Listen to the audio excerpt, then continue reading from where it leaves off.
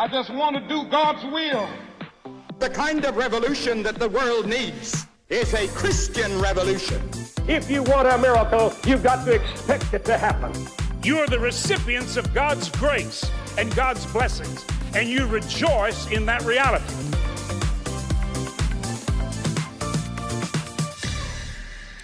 Welcome to Life Today Live. I'm Randy Robinson, and if you are someone who is feeling dissatisfied in your religion, or maybe just disillusioned, maybe it's stale, boring, I would encourage you to stick around for just a few minutes because we're going to have a conversation I think that may open up some things that will give you hope and encourage you. And my guest today is a gentleman from up north of the border and near Vancouver, Canada, named Josh Nadeau. He has a book out called Room for Good Things to Run Wild. And he's got this whole theme we're going to have to ask him about everyday saints. What does that mean? So we're going to find out. So I appreciate you guys watching, and share this with someone if you think it's appropriate. Give it a listen. Josh, welcome to Life Today Live. Good to see you, man. Yeah, very good to see you. So thankful to have this opportunity. Before we jump into the book, because I've seen it on your website and it's in sort of the subtitles, it's your theme. What is this everyday saints thing? So I have this idea, and this is a big theme in the book, that the purpose of life is to become a saint. And oftentimes when we picture saints, we picture halos, we picture very sanctimonious, very meek people, people that we are obviously not. Maybe you, Randy, but definitely not me. And I had this enormous journey, but I have this vision that if the purpose of life is to become a saint, then every person can become a saint. And that means that in God's intended reality, you could just be a normal everyday saint. You don't have to be famous.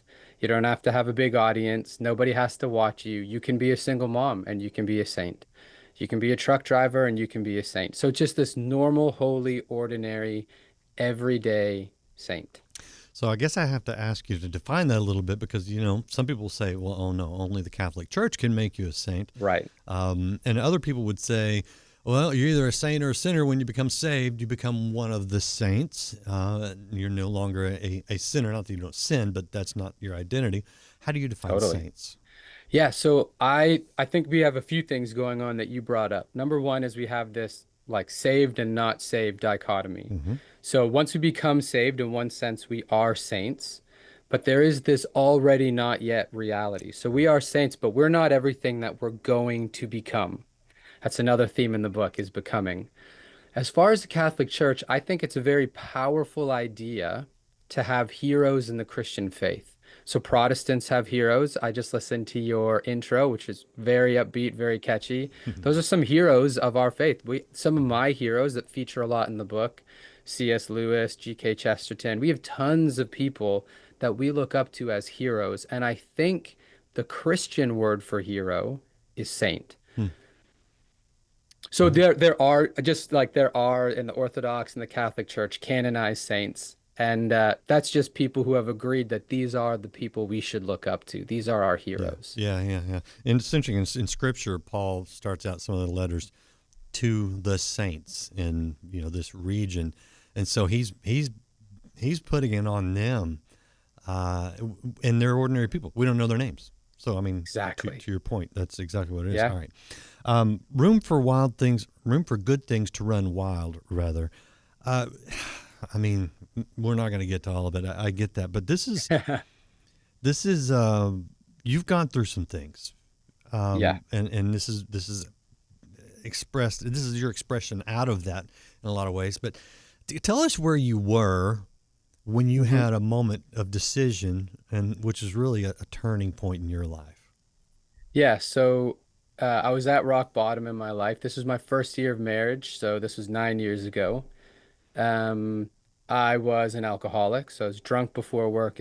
This is how the book opens. It was 5:30 in the morning. I'd been awake for an hour just staring at my tumbler filled with bourbon, Jim Beam White Label. It's not a sponsor. And I was just trying to prepare for like going through another day. And so I knock it back. I give a salute to my wife who is still sleeping. I'm cycling into the office and I feel the kind of repulsion that you feel when you hate yourself or you hate where you're at, where you feel like you're at rock bottom.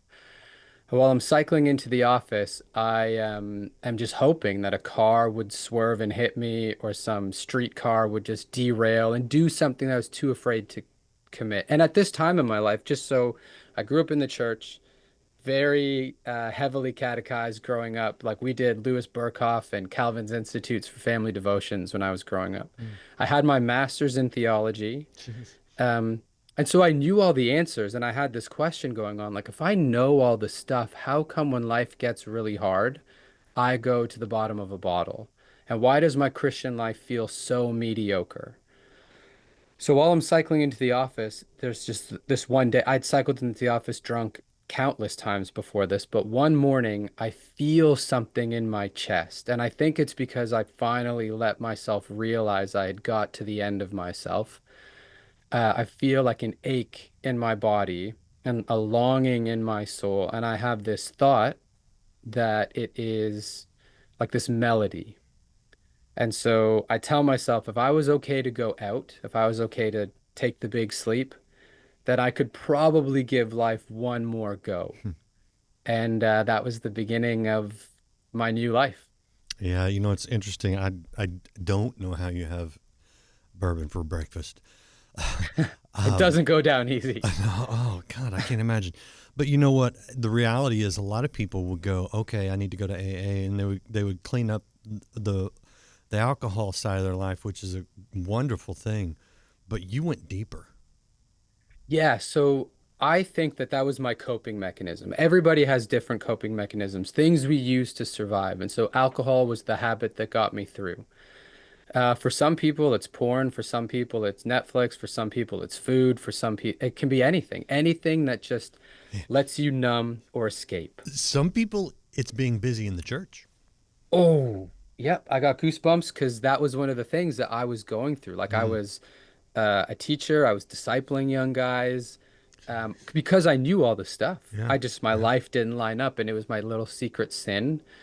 And so essentially, this is another big theme in the book that hypocrisy reaps no rewards. You put forward this fake person, but there's no healing that comes to your soul from Christ because you are not putting forward the real person. There's no genuine intimacy or community because no one is experiencing the real person.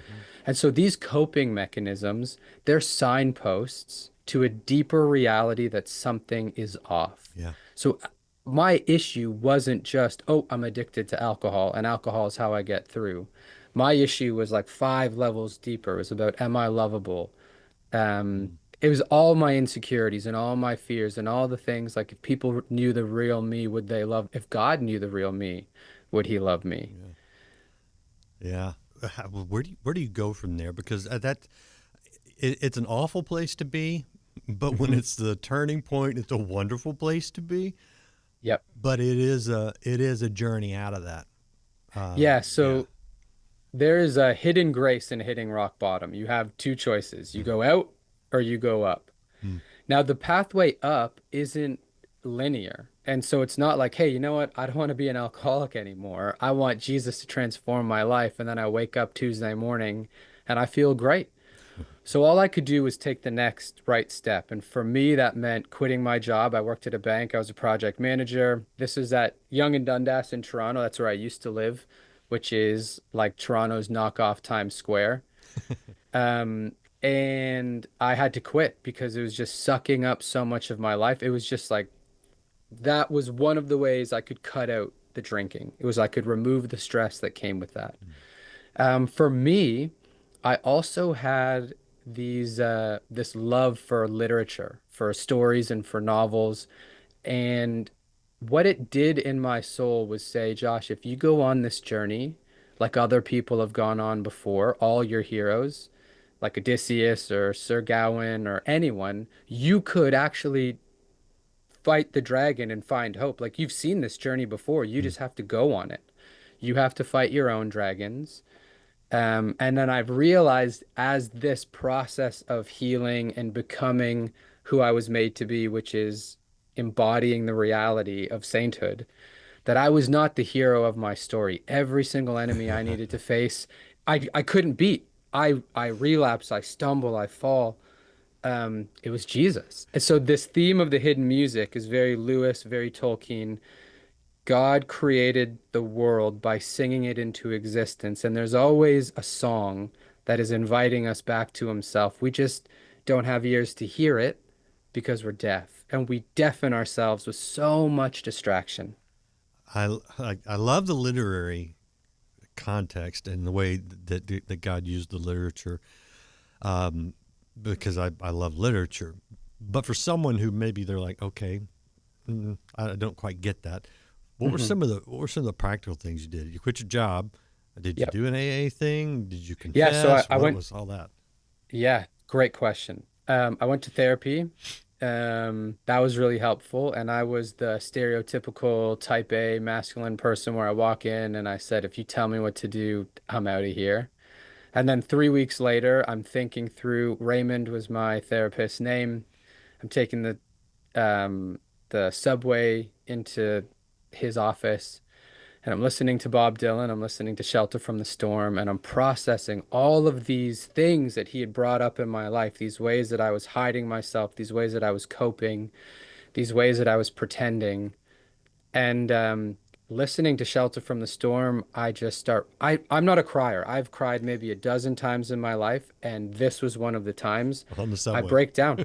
Yeah, I break down. I start weeping. I'm walking up the tile steps, emerging out into the city, and the city is busy and it's raining, and I am sobbing. And I go into the office. I sit down. Carol is the secretary, and she says hi, and I'm weeping.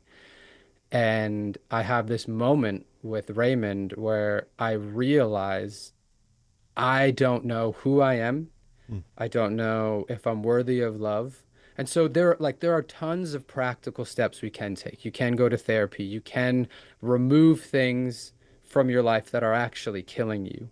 You should pursue good community. So one of the themes in the book, it's very subtle, is the first chunk of the book, it's just me by myself alone. And as the book unfolds, more and more people come into my life and they're speaking life into me, and I'm opening myself up to them. And so there's lots of little steps forward. I just always want to encourage people that you don't have to have all the right answers to take the next step. And you don't have to just take one enormous step. It can be you just wake up one day and you say, Lord, please get me through today. Yeah, Amen. yeah, yeah. A recent interview, the 9 words of Jesus. What do you want me to do for you? What Jesus asked, and sometimes it's just telling him, you know. Yeah. What? Why do you think God was even necessary? What was that just for your childhood, or did something new really happen in you that made you realize that this is more than just, the way I was raised, or a nice religion, or a good framework, but this is something deeper, far deeper? Yeah. I grew up in the church, and so I think part of what so I believe that there's a silent majority of people in our churches that are just like me, like a mediocre Christianity isn't pulling through the way you thought. You have your parents' religion, but it doesn't really impact your life. It hasn't answered those questions and those deep longings. And so this moment for me, this was like, I need Christianity to come through for me for the first time for real. Like my life is literally on the line. And the process that God took me on, and the reason why the book follows my story was, I think a lot of spiritual formation books speak to our brains. And I was not interested in writing a theology book. I was very interested in writing something that I would have needed when I was going through this. And so what ended up happening was when I actually opened myself up to the path, to the process of becoming who God had called me to be, that meant I had to work through tons of broken parts of who I was and who I am and everything. And every time I did that, God showed up in more real ways. So there was this fake cardboard cutout Christianity that I bought into. G.K. Chesterton said this. He goes on this adventure and he says, I set out to found my own heresy. I wanted to find a religion that made sense to me. And I went out and I went all the way around in a circle. And when I came back, I put the last dot on the I and the last cross on the T. I figured out it was orthodoxy. And I found for me that when I went out to try to map out like what is Christianity, I have to find something new that works. I have this line in the book that says, I emerge and I found like well-worn paths, reeds pressed down into soil. I found room for good things to run wild. I just had totally missed it. So yeah, you are totally correct. There was this like Walmart brand version Christianity that I was settling for, and it was making me complacent and apathetic and cynical and mediocre. And then I found Jesus for real. Ah, God, I love that. Me too, Seriously. man. I bet you do. And Yeah. the thing is, it's not just like so much religion, and I use the term in a specific way because there's a broader meaning that's fine, but just some of the Christianity, it just sucks the life out of you, man. Hmm. And it's not fun. There's no joy in it. It's and I'm I don't know. I hit a. I'm done with that. We're we're struggling with some things related to what we're legacy broadcast media, and the whole TV preacher thing. And I'm not down on all of them. I know so many of them, and so many of them are great. But I don't know. There's also this kind of culture that kind of wants to come alongside it, and I just recently looked at him and said, "Man, I am not interested in being a." I don't want to slander people here, but I don't want to be that kind of plastic Christian TV personality. Hmm. I ju- Yeah, and yeah. I think there's something very real to that, Randy, where we're at a time in history. So this is why I wrote my book the way I did. I was very inspired by Hemingway. He wrote this book called The Movable Feast, which is like a narrative version of his life becoming a man. And I thought I could take that framework, I could take the best story I know, which is God transforming me, and I could tell my story and invite people in the whole way. And I think that we're at a time in history where people are very suspect of anything that isn't human, Hmm. right? So like we're overwhelmed by technology, and in some ways I love technology because I get to connect with fine people like you, Sure. but we're very disconnected and disembodied. And I think that there are these people, you can look at politicians, you can look at, like you said, there are certain religious personnel, there are people in every category that are curated robotic versions of what they think they're supposed to be or represent. And we say to ourselves, like, well, that's not my reality. That's not me, and I can never be that. And I don't think I ever want to be something like that. And so when I wrote the book, my feeling was, listen, I can help you figure out your identity. You were called to become a saint. And I don't know what that looks like for you. You will have to be an everyday saint. You will have to discern what it looks like for you in your context to become a saint. And it's so real. Like there's something about it that's so potent. My journey will be nobody else's journey because God knew exactly what I needed. And he'll do the same for everyone. But what that does is it breaks down this facade and says, listen, I have an invitation to make God's kingdom known in and through my life. And if that means that, like what Paul says, that the clay pots have to be shattered so the gold comes out, Mm-hmm. so be it. Yeah, and it's not measured by how many people know you, how many followers you have, how big your church is. God's measurement system is completely different. So, I mean, we just got to get into his economy. All right, this is the book, Room for Good Things to Run Wild. And Josh, there's a bit in some of the promo material that talks about from Canada, I get that, to England, to Ireland, and Spain. Josh follows the Jesus way. Is that literal or is that figurative? Yeah.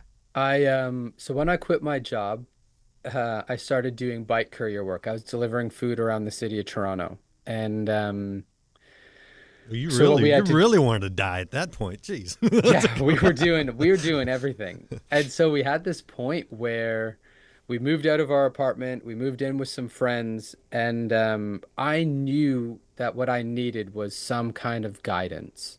So like from this theological perspective, I knew I was aces, but like from my life, which means like from my how true was what I knew really if I wasn't living proper. So there were some leaders at a church we went to, and they're from England, and they essentially invited us, and we said yes. And then from there, my wife and I did a backpacking trip in Ireland, and from there we moved to Spain for a few months. And each step along the way was just us saying yes. And I want to preface by saying this. I don't think that if you're going to go on this journey to find the hidden music, to find Christ and what it means to be an everyday saint, I don't think you have to quit your job and move to England and move to Ireland and live in Spain. I think what you do is just have to say yes to God in every moment. Now, for me, I chalk it up to my stupidity and stubbornness. If God didn't uproot me from this life I had and put me in a new place, I think I'm the kind of person that is so blind and so deaf, I never would have been able to see him. Yeah. And he did it over and over again. And so eventually he let me see stuff that was so obvious that when I came back, I could see the holy ordinary more clearly. And Yeah. now I don't need a Spanish sunset. I have my son who's napping in the other room, or I can turn water into coffee and say, Lord, this is a little miracle. You turned water into wine, and I turn water into coffee every morning. And so it's these holy ordinary moments. So yes, it does follow this very sweeping narrative of this crazy time in our life. Yeah. I don't know who said it, but somebody famous said God lives in the mundane, and that is so true, man.